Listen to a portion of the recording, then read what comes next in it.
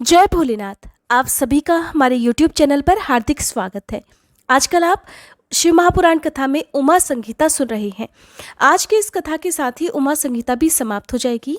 इसके बाद से कैलाश संहिता प्रारंभ होगी, जिसमें आप श्राद्ध की विधि और श्राद्ध से जुड़ी हुई कथाएं और उसका विस्तार पूर्वक वर्णन सुनेंगे। अभी तक आप हमारे चैनल पर विद्वेश्वर संहिता, रुद्र संहिता, शतरुद्र संहिता, कोटि रुद्र संहिता सुन चुके हैं। उमा संहिता आज समाप्त हो जाएगी। इसके बाद आप कैलाश संहिता, वायु संहिता, जिसका पूर्व भाग और उत्तर भाग सुनेंगे और इसके साथ ही शिव महापुराण कथा समाप्त हो जाएगी। आज की कथा में जानिए देवी के द्वारा दुर्गमासुर का वध और उनके दुर्गा, शताक्षी, शाकंभरी और भ्रामरी आदि नाम पड़ने के कारण देवी की मूर्ति और मंदिर के निर्माण, स्थापन और पूजन का महत्व, परा अम्बा की श्रेष्ठता, विभिन्न महीनों और तिथियों में देवी के व्रत, उत्सव, पूजन आदि के फल और उमा संहिता के श्रवण और पाठ की महिमा का वर्णन। मुनियों ने कहा, हे महाप्राज्ञ सूत जी, हम सभी लोग प्रतिदिन दुर्गा जी का चरित्र सुनना चाहते हैं, इसलिए आप और किसी अद्भुत लीला तत्व का हमारे समक्ष वर्णन कीजिए। हे सर्वज्ञ शिरोमणि सूत जी, आपके मुखारविंद से नाना प्रकार की सुधा सदृश मधुर कथाएं सुनते सुनते हमारा तो मन कभी तृप्त ही नहीं होता। तब सूत जी बोले, हे मुनियों, दुर्गम नाम से विख्यात एक असुर था जो रुरु का महाबलवान पुत्र था।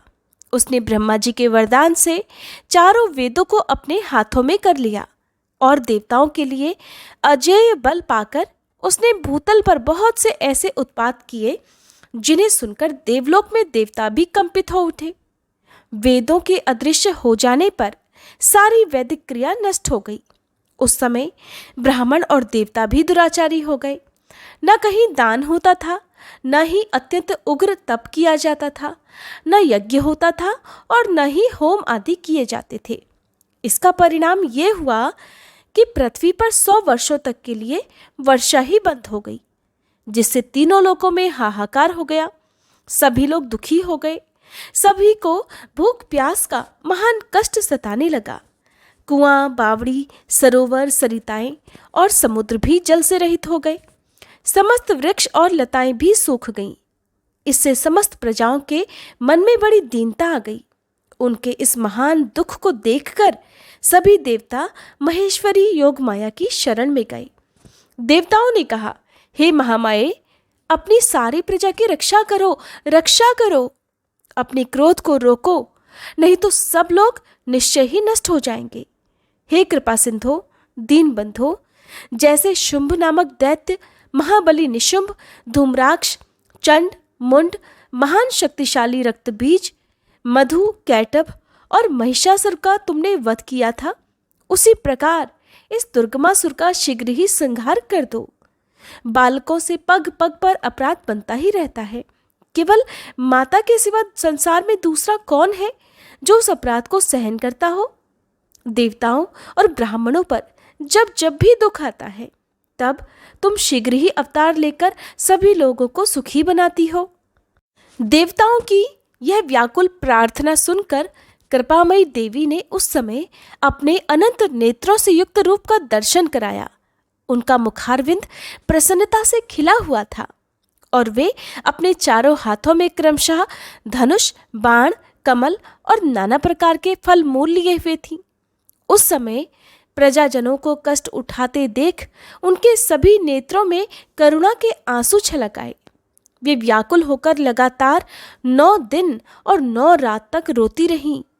उन्होंने अपने नेत्रों से अश्रु जल की सहस्त्रों धाराएं प्रवाहित की। उन धाराओं से सभी लोग तृप्त हो गए और समस्त औषधियां भी सिज गई। सरिताओं और समुद्रों में अगाध जल भर गया। पृथ्वी पर साग और फल मूल के अंकुर उत्पन्न होने लगे। देवी शुद्ध हृदय वाले महात्मा पुरुषों को अपने हाथ में रखे हुए फल भी बांटने लगी। उन्होंने गौओं के लिए सुंदर घास और दूसरे प्राणियों के लिए यथा योग्य भोजन भी प्रस्तुत कर दिए। देवता, ब्राह्मण और मनुष्यों सहित संपूर्ण प्राणी संतुष्ट हो गए। तब देवी ने देवताओं से पूछा, तुम्हारा और कौन सा कार्य सिद्ध करूं? तब उस समय सभी देवतागण एकत्रित होकर बोले, देवी, आपने सब लोगों को संतुष्ट कर दिया। अब कृपा करके दुर्गमासुर के द्वारा अपहृत हुए वेद लाकर हमें दे दीजिए। तब देवी ने तथास्तु कहकर कहा, देवताओं, अपने अपने घर को जाओ। जाओ, मैं शीघ्र ही संपूर्ण वेद लाकर तुम्हें अर्पित करूंगी। ये सुनकर सभी देवता बड़े प्रसन्न हुए। वे प्रफुल्ल नील कमल के समान नेत्रों वाली जगद्योनी जगदम्बा को भली भांति प्रणाम करके अपने अपने धाम को चले गए। फिर तो स्वर्ग, अंतरिक्ष और पृथ्वी पर बड़ा भारी कोलाहल मच गया। उसे सुनकर उस भयानक दैत्य ने चारों ओर से देवपुरी को घेर लिया। तब शिवा देवताओं की रक्षा करने के लिए चारों ओर से तेजोमय मंडल का निर्माण करके स्वयं उस घेरे से बाहर आ गईं। फिर तो देवी और उस दैत्य दोनों में भीषण युद्ध आरंभ हो गया। युद्ध के मैदान में दोनों ओर से कवच को छिन्न भिन्न कर देने वाले तीखे बाणों की वर्षा होने लगी। इसी बीच में देवी के शरीर से सुंदर रूप वाली काली, तारा, छिन्नमस्ता, श्री विद्या, भुवनेश्वरी, भैरवी, बगला, धूम्रा, त्रिपुर सुंदरी और मातंगी, ये 10 महाविद्याएं अस्त्र शस्त्र लिए हुए निकली। फिर दिव्य मूर्ति वाली असंख्य मातृकाएं प्रकट हुईं। उन सब ने अपने मस्तक पर चंद्रमा का मुकुट धारण कर रखा था और वे सब की सब विद्युत के समान दीप्तमती दिखाई देती थी। इसके बाद उन मातृगणों के साथ दैत्यों का भयंकर युद्ध आरंभ हुआ। उन सब ने मिलकर उस रौरव अथवा दुर्गम दैत्य की 100 अक्षौहिणी सेनाएं भी नष्ट कर दी। इसके बाद देवी ने त्रिशूल की धार से उस दुर्गम दैत्य को मार डाला। वह दैत्य जड़ से खोदे गए वृक्ष की भांति पृथ्वी पर गिर पड़ा। इस प्रकार ईश्वरी ने उस समय दुर्गमासुर नामक दैत्य को मारकर चारों वेद वापस लेकर देवताओं को दे दिए। तब देवतागण बोले, हे अंबिके, आपने हम लोगों के लिए असंख्य नेत्रों से युक्त रूप धारण कर लिया था, इसलिए मुनिजन आपको शताक्षी कहेंगे। अपने शरीर से उत्पन्न हुए शाकों द्वारा आपने समस्त लोकों का भरण पोषण किया है, इसलिए शाकंभरी के नाम से आपकी ख्याति होगी। हे शिवे, आपने दुर्गम नामक महादैत्य का वध किया है, इसलिए लोग आपको कल्याणमयी भगवती दुर्गा कहेंगे। हे योगनिद्रे, आपको नमस्कार है। हे महाबले, आपको नमस्कार है। हे ज्ञानदायिनी, आपको नमस्कार है। आप जगन माता को बारंबार नमस्कार है। तत्वमसि आदि महावाक्यों द्वारा जिन परमेश्वरी का ज्ञान होता है, उन अनंत कोटि ब्रह्मांडों का संचालन करने वाली भगवती दुर्गा को बारंबार नमस्कार है। हे माते, आप तक मन, वाणी और शरीर की पहुंच होना बड़ा कठिन है। सूर्य, चंद्रमा और अग्नि, ये तीनों आपके नेत्र हैं। हम आपके प्रभाव को नहीं जानते, इसलिए आपकी स्तुति करने में असमर्थ हैं। सुरेश्वरी माता शताक्षी को छोड़कर दूसरा कौन है जो हम जैसे अमरों पर दृष्टिपात करके ऐसी दया करे? देवी, आपको सदा ऐसा ही यत्न करना चाहिए जिससे तीनों लोक निरंतर विघ्न बाधाओं से तिरस्कृत ना हो। आप हमारे शत्रुओं का सदा नाश करती रहें। तब देवी कहने लगी, हे देवताओं, जैसे बछड़ों को देखकर गौवें व्यग्र होकर उतावली के साथ उनकी ओर दौड़ती हैं, ठीक उसी तरह मैं तुम सबको देखकर व्याकुल होकर दौड़ी चली आती हूँ। तुम्हें ना देखने से मेरा एक क्षण भी युग के समान बीत जाता है। मैं तुम्हें अपने बच्चों के समान समझती हूँ और तुम्हारे लिए अपने प्राण भी दे सकती हूँ। तुम लोग मेरे प्रति भक्ति भाव से सुशोभित हो, इसलिए तुम्हें कोई भी चिंता नहीं करनी चाहिए। मैं तुम्हारी सारी आपत्तियों का निवारण करने के लिए सदैव तत्पर हूँ। जैसे पूर्व काल में तुम्हारी रक्षा के लिए मैंने दैत्यों को मारा है, उसी प्रकार आगे भी असुरों का संहार करूंगी। इसमें तुम्हें बिल्कुल भी संशय नहीं करना चाहिए। ये मैं बिल्कुल सत्य कहती हूँ। भविष्य में जब पुनः शुंभ और निशुंभ नाम के दूसरे दैत्य प्रकट होंगे, उस समय मैं यशोमयी देवी नंद पत्नी यशोदा के गर्भ से योनिज रूप धारण करके गोकुल में उत्पन्न होंगी और यथा समय उन असुरों का वध करूंगी। नंद की पुत्री होने के कारण उस समय मुझे लोग नंदजा कहेंगे। जब मैं भ्रमर का रूप धारण करके अरुण नामक असुर का वध करूंगी, तब संसार के मनुष्य मुझे भ्रामरी कहेंगे। फिर मैं भीम अर्थात भयंकर रूप धारण करके राक्षसों को खाने लगूंगी। उस समय मेरा भीमा देवी नाम प्रसिद्ध होगा। जब जब पृथ्वी पर असुरों की ओर से बाधा उत्पन्न होगी, तब तब मैं अवतार लेकर प्रजाजनों का कल्याण करूंगी, इसमें कोई संशय नहीं। जो देवी शताक्षी कही गई हैं, वे ही शाकंभरी मानी गई हैं और उन्हीं को दुर्गा कहा गया है। तीनों नामों द्वारा एक ही व्यक्ति का प्रतिपादन होता है। इस पृथ्वी पर महेश्वरी शताक्षी के समान दूसरा कोई दयालु देवी देवता नहीं है, क्योंकि वे देवी समस्त प्रजाओं को संतप्त देखकर 9 दिनों तक रोती रह गई थी। व्यास जी बोले, हे महामते, ब्रह्मपुत्र सर्वज्ञ सनत कुमार जी, मैं उमा देवी के परम अद्भुत क्रिया योग का वर्णन भी सुनना चाहता हूँ। उस क्रिया योग का लक्षण क्या है, उसका अनुष्ठान करने पर किस फल की प्राप्ति होती है, और जो परा अम्बा उमा को अधिक प्रिय है वह क्रिया योग क्या है, ये सब बातें भी मुझे बताइए। तब सनत कुमार जी कहने लगे, हे महाबुद्धिमान द्वैपायन, तुम जिस रहस्य की बात पूछ रहे हो वह सब मैं बताता हूँ, ध्यान देकर सुनो। ज्ञान योग, क्रिया योग, भक्ति योग, ये श्री माता की उपासना के 3 मार्ग कहे गए हैं जो भोग और मोक्ष देने वाले हैं। चित्त का जो आत्मा के साथ संयोग होता है उसका नाम ज्ञान योग है। उसका बाह्य वस्तु के साथ जो संयोग होता है उसे क्रिया योग कहते हैं। हे काली नंदन, जो मनुष्य देवी के लिए पत्थर, लकड़ी अथवा मिट्टी का मंदिर बनाता है, उसके पुण्य फल का वर्णन भी सुनो। प्रतिदिन योग के द्वारा आराधना करने वाले को जिस महान फल की प्राप्ति होती है, वह सारा फल उस पुरुष को मिल जाता है जो देवी के लिए मंदिर बनवाता है। श्री माता का मंदिर बनवाने वाला धर्मात्मा पुरुष अपनी पहले बीती हुई और आगे आने वाली 1000 पीढ़ियों का उद्धार कर देता है। करोड़ों जन्मों में किए हुए थोड़े या बहुत जो पाप शेष रहते हैं, वे श्री माता के मंदिर का निर्माण आरंभ करते ही क्षण भर में नष्ट हो जाते हैं।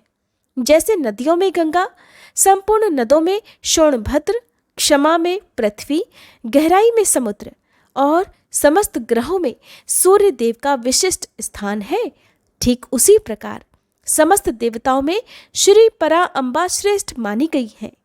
वे समस्त देवताओं में मुख्य हैं। जो उनके लिए मंदिर बनवाता है वह जन्म जन्म में प्रतिष्ठा पाता है। काशी, कुरुक्षेत्र, प्रयाग, पुष्कर, गंगा सागर तट, नैमिषारण्य, अमरकंटक पर्वत, परम पुण्यमय श्री पर्वत, ज्ञान पर्वत, गोकर्ण, मथुरा, अयोध्या और द्वारका इत्यादि पुण्य प्रदेशों में या फिर जिस किसी भी स्थान में माता का मंदिर बनवाने वाला मनुष्य संसार बंधन से मुक्त हो जाता है। मंदिर में ईंटों का जोड़ जब तक या जितने वर्ष रहता है, उतने 1000 वर्षों तक वह पुरुष मणिद्वीप में प्रतिष्ठित होता है। जो समस्त शुभ लक्षणों से संपन्न उमा की प्रतिमा बनवाता है, वह निर्भय होकर अवश्य ही उनके परम धाम में जाता है। शुभ ऋतु, शुभ ग्रह और शुभ नक्षत्र में देवी की मूर्ति की स्थापना करके योग माया के प्रसाद से मनुष्य कृतकृत्य हो जाता है। कल्प के आरंभ से लेकर अंत तक कुल में जितनी पीढ़ियां बीत गई हैं और जितनी आने वाली हैं, उन सबको मनुष्य सुंदर देवी मूर्ति की स्थापना करके तार देता है। जो केवल जगद्योनी परा अम्बा की शरण लेते हैं, उन्हें मनुष्य नहीं मानना चाहिए। वे तो साक्षात देवी के गण हैं। जो चलते फिरते, सोते जागते अथवा खड़े होते समय उमा इस 2 अक्षर के नाम का उच्चारण करते हैं, वे शिवा के ही गण हैं। जो नित्य नैमित्तिक कर्म में पुष्प, धूप और दीपों द्वारा देवी परा शिवा का पूजन करते हैं, वे निश्चय ही शिवा के धाम में जाते हैं। जो प्रतिदिन गोबर या मिट्टी से देवी के मंदिर को लीपते हैं अथवा उसमें झाड़ू देते हैं, वे भी उमा के धाम में जाते हैं। जिन्होंने देवी के परम उत्तम और रमणीय मंदिर का निर्माण कराया है, उनके कुल के लोगों को माता उमा सदा आशीर्वाद देती हैं। वे कहती हैं कि ये लोग सदा मेरे हैं, अतः मुझ में प्रेम के भागी बने रहकर 100 वर्षों तक जिए और इन पर कभी कोई विपत्ति न आए। इस प्रकार श्री माता रात दिन आशीर्वाद देती है। जिसने महादेवी उमा की शुभ मूर्ति का निर्माण कराया है, उसके कुल के 10,000 पीढ़ियों तक के लोग मणिद्वीप में सम्मान पूर्वक रहते हैं। महामाया की मूर्ति को स्थापित करके उसकी भली भांति पूजा करने के बाद साधक जिस जिस मनोरथ के लिए प्रार्थना करता है उसको वह अवश्य ही प्राप्त कर लेता है। जो श्री माता की स्थापित की हुई उत्तम मूर्ति को मधु मिश्रित घी से नहलाता है, उसके पुण्यफल की गणना तो भला कौन कर सकता है। चंदन, अगरू, कपूर, जटामांसी और नागरमोथा आदि से युक्त जल और एक रंग की गौओं के दूध से परमेश्वरी को स्नान कराएं। फिर अष्टादशागंध धूप के द्वारा अग्नि में उत्तम आहुति देकर घी और कपूर सहित बत्तियों द्वारा देवी की आरती उतारें। कृष्ण पक्ष की अष्टमी, नवमी, अमावस्या में या शुक्ल पक्ष की पंचमी और दशमी तिथियों में गंध पुष्प आदि उपचारों द्वारा जगदम्बा की विशेष पूजा करनी चाहिए। रात्रि सूक्त, श्री सूक्त अथवा देवी सूक्त को पढ़ते या मूल मंत्र का जप करते हुए देवी की आराधना करनी चाहिए। विष्णुकांता और तुलसी को छोड़कर शेष सभी पुष्प देवी के लिए प्रीतिकारक जानने चाहिए। कमल का पुष्प उनके लिए विशेष प्रीतिकारक होता है। जो देवी को सोने चांदी के फूल चढ़ाता है वह करोड़ों सिद्धों से युक्त उनके परम धाम में जाता है। देवी के भक्तों को पूजन के अंत में सदा अपने अपराधों के लिए क्षमा प्रार्थना करनी चाहिए। जगत को आनंद प्रदान करने वाली हे परमेश्वरी प्रसन्न हो इत्यादि वाक्यों द्वारा स्तुति और मंत्र पाठ करता हुआ देवी के भजन में लगा रहने वाला भक्त उनका इस प्रकार ध्यान करे। देवी सिंह पर सवार हैं, उनके हाथों में अभय और वर की मुद्राएं हैं और वे अपने भक्तों को अभीष्ट फल प्रदान करने वाली हैं। इस प्रकार महेश्वरी का ध्यान करके उन्हें नैवेद्य के रूप में नाना प्रकार के पके हुए फल अर्पित करें। जो परात्मा शंभु शक्ति का नैवेद्य भक्षण करता है वह मनुष्य अपने सारे पाप पंख को धोकर निर्मल हो जाता है। जो चैत्र शुक्ला तृतीया को भवानी की प्रसन्नता के लिए व्रत करता है वह जन्म मरण के बंधन से मुक्त होकर परम पद को प्राप्त हो जाता है। विद्वान पुरुष इसी तृतीया को दोलोत्सव करें, उसमें शंकर सहित जगदम्बा उमा की पूजा करें। फूल, कुमकुम, वस्त्र, कपूर, अगरू, चंदन, धूप, दीप, नैवेद्य, पुष्पहार और अन्य गंध द्रव्यों द्वारा शिव सहित सर्व कल्याणकारी महामाया महेश्वरी श्री गौरी देवी का पूजन करके उन्हें झूले में झुलाएं। जो प्रतिवर्ष नियम पूर्वक उक्त तिथियों को देवी का व्रत और दोलोत्सव करता है उसे शिवा देवी संपूर्ण अभीष्ट पदार्थ देती हैं। विशाख मास के शुक्ल पक्ष में जो अक्षय तृतीया आती है उसमें आलस्य रहित होकर जो जगदम्बा का व्रत करता है और बेला, मालती, चंपा, जपा, बंदूक अर्थात दोपहरिया और कमल के फूलों से शंकर सहित गौरा देवी की पूजा करता है वह करोड़ों जन्मों में किए गए मानसिक, वाचिक और शारीरिक पापों का नाश करके धर्म, अर्थ, काम और मोक्ष इन चारों पुरुषार्थों को अक्षय रूप में प्राप्त कर लेता है। ज्येष्ठ शुक्ल तृतीया को व्रत करके जो अत्यंत प्रसन्नता के साथ महेश्वरी का पूजन करता है उसके लिए कुछ भी असाध्य नहीं होता। आषाढ़ के शुक्ल पक्ष की तृतीया को अपने वैभव के अनुसार रथोत्सव करें। ये उत्सव देवी को अत्यंत प्रिय है। पृथ्वी को रथ समझे, चंद्रमा और सूर्य को उसके पहिए जाने, वेदों को घोड़े और ब्रह्मा जी को सारथी माने। इस भावना से मणि जटित रथ की कल्पना करके उसे पुष्पमालाओं से सुशोभित करें। फिर उसके भीतर शिवा देवी को विराजमान करें। फिर बुद्धिमान पुरुष ये भावना करे कि परा अम्बा उमा देवी संपूर्ण जगत की रक्षा के लिए उसकी देखभाल करने के निमित्त रथ के भीतर बैठी हैं।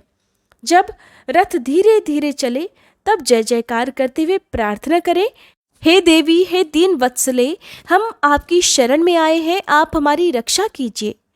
इन वाक्यों द्वारा देवी को संतुष्ट करें और यात्रा के समय नाना प्रकार के बाजे बजवाएं।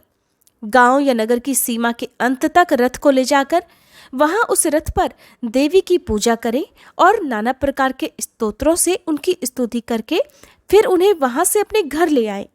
फिर सैकड़ों बार प्रणाम करके जगदम्बा से प्रार्थना करें। जो विद्वान इस प्रकार देवी का पूजन, व्रत और रथोत्सव करता है वह इस लोक में संपूर्ण भोगों का उपभोग करके अंत में देवी के धाम को जाता है। सावन और भाद्रपद मास की शुक्ला तृतीया को जो विधि पूर्वक अम्बा का व्रत और पूजन करता है वह इस लोक में पुत्र, पौत्र और धन आदि से संपन्न होकर सुख भोगता है और अंत में सभी लोकों से ऊपर विराजमान उमा लोक में जाता है। आश्विन मास के शुक्ल पक्ष में नवरात्र व्रत करना चाहिए। उसके करने पर संपूर्ण कामनाएं सिद्ध हो जाती हैं, इसमें कोई संशय नहीं। इस नवरात्र व्रत के प्रभाव का वर्णन करने में चतुरानन ब्रह्मा, पंचानन महादेव और षडानन कार्तिकेय जी भी समर्थ नहीं है। फिर भला दूसरा कौन समर्थ हो सकता है? मुनिश्रेष्ठ, नवरात्र व्रत का अनुष्ठान करके विरथ के पुत्र राजा सुरथ ने अपने खोए हुए राज्य को प्राप्त कर लिया। अयोध्या के बुद्धिमान नरेश ध्रुव संधि कुमार सुदर्शन ने इस नवरात्रि के प्रभाव से ही राज्य प्राप्त किया जो पहले उनके हाथों से छिन गया था। इस व्रतराज का अनुष्ठान और महेश्वरी की आराधना करके समाधि वैश्य संसार बंधन से मुक्त होकर मोक्ष के भागी हुए थे। जो मनुष्य आश्विन मास के शुक्ल पक्ष में विधि पूर्वक व्रत करके तृतीया, पंचमी, सप्तमी, अष्टमी, नवमी और चतुर्दशी तिथियों को देवी का पूजन करता है, देवी शिवा निरंतर उसके संपूर्ण अभीष्ट मनोरथों की पूर्ति करती है। जो कार्तिक, मार्गशीर्ष, पौष, माघ और फाल्गुन मास के शुक्ल पक्ष में तृतीया को व्रत करता है, लाल कनेर आदि के फूलों और सुगंधित धूपों से मंगलमयी देवी की पूजा करता है, वह संपूर्ण मंगल को प्राप्त कर लेता है। स्त्रियों को अपने सौभाग्य की प्राप्ति और रक्षा के लिए सदा इस महान व्रत का पालन करना चाहिए और पुरुषों को भी विद्या, धन और पुत्र की प्राप्ति के लिए इसका अनुष्ठान करना चाहिए। इनके सिवा अन्य जो भी देवी को प्रिय लगने वाले उमा, महेश्वर आदि व्रत हैं, मुमुक्षु पुरुषों को उनका भक्ति भाव से आचरण करना चाहिए। यह उमा संहिता परम पुण्यमयी और शिव भक्ति को बढ़ाने वाली है। इसमें नाना प्रकार के उपाख्यान हैं। ये कल्याणमयी संहिता भोग और मोक्ष प्रदान करने वाली है।